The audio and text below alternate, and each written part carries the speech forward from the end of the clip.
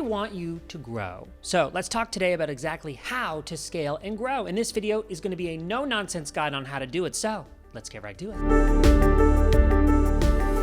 I'm Pallen, a brand strategist. Welcome to my channel where I promise practical advice to build your brand. Today we are tackling the topic of scale, growing your business, and the steps that it will take to do it successfully. Let's start with this topic with a little introduction to the idea of scale. And let's approach this idea with the perspective of it being a brand new year, 2024. So I feel like scaling your business is all about expanding in a way that is sustainable and efficient. This article by Nav is really good. It talks about what makes a business scalable. And let me just focus on a few of the themes here: profit margins, efficiency, and partnerships. Let's marinate on these three terms. Again, this article, which is linked in the description of the video, goes into more detail on ideas and ways that you can scale. I would love for you to take a look at these and think about how they relate to your own business. But really, it is true. The idea here is that you need profit margins. You need to make a profit on what you sell, product or service.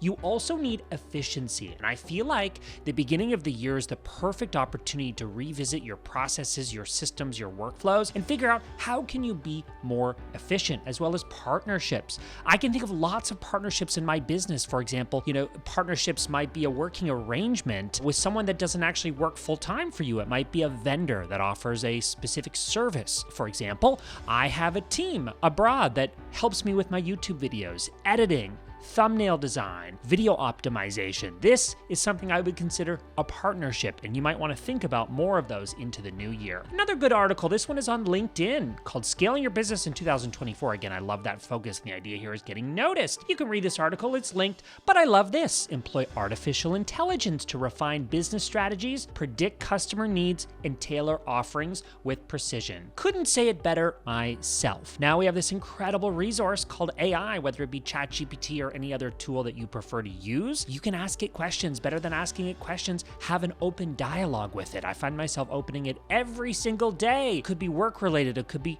not work related. So often now we're talking about delegating the things that you as a business owner shouldn't be doing, but not just delegation, also automation. And AI is really making that possible. I talk a lot about this on my YouTube channel, so definitely check out some of my other videos that are specifically about AI. Final article I want to share is how to scale your business in 2024 with the help of virtual assistants. So when we talk about delegation, I think virtual assistants are absolutely key. I think virtual assistants can be a great asset for you. One way to determine how you could hire one or what things you could delegate to one is to start to time your tasks, your working minutes. So make note of every minute spent working and what you're doing. I use a tool called EverHour for this, but there are other time tracking tools that you can also use. I highlight this article. It will explain more about hiring virtual assistants. But I bring this article up because of this little paragraph here, the difference between growth and scale. Growth refers to adding additional revenue to your business alongside new resources and expenses like staff. So when you make money,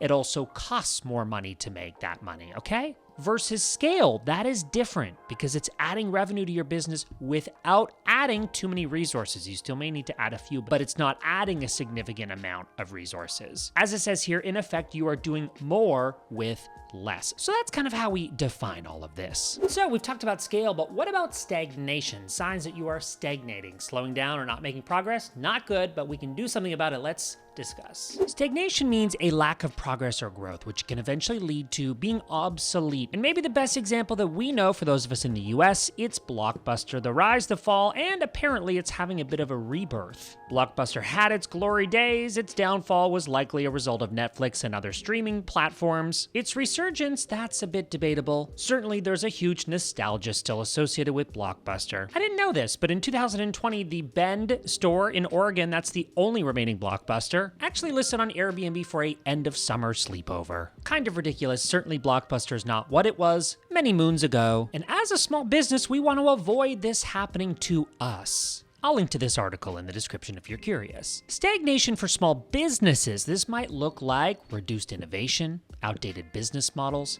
failure to adapt to market changes. So we want to do something about it. The next step might be setting some goals, but not just any goal. We want to think about goals that are SMART goals. That stands for specific, measurable, achievable, realistic, and time sensitive. We all know we need a deadline if it's something we're going to prioritize. This article from Square Up goes into the different types of goals goals. And for those of you with businesses, these are some goals that you can make for yourself. And I think these are really, really good. For scale, maintaining profits, in fact, growing profits is probably an even more realistic goal. And certainly for scale, now that we know the difference between scale and growth, decreasing debt is a really, really good one. Now, you know I'm a lover of practical advice, so let's look at this article from LinkedIn, which has 8 things that you can try if your business has stagnated. Setting the right goals and expectations. I also like this one, getting outside perspective. This is often a perspective I provide my own clients. I am someone that is not in the trenches day to day in your business, so I might be able to give a different kind of perspective that you hadn't considered.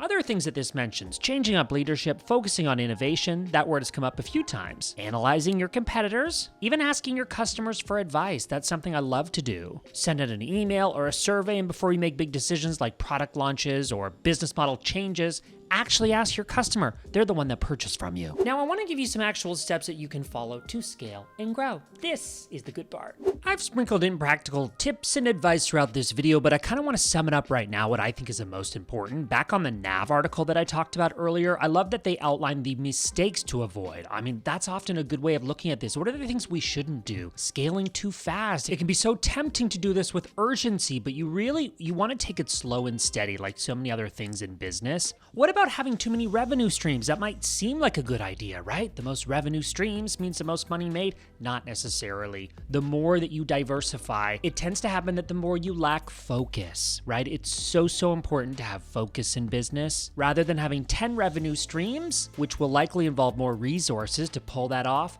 focus on your optimal and most successful business verticals. 1, 2, or 3 is perfectly acceptable for a small business. I also like this mention, not updating your business plan is a mistake. That is for sure, especially into the new year. It's a really good idea to revisit your brand's positioning, your audience, your plan. I mean, some people call this a business plan. In my world, I call this my brand audit recap. So when I actually do a consultation for a client, this is the deliverable that they receive. And I do one for myself even. That's how much I believe in this.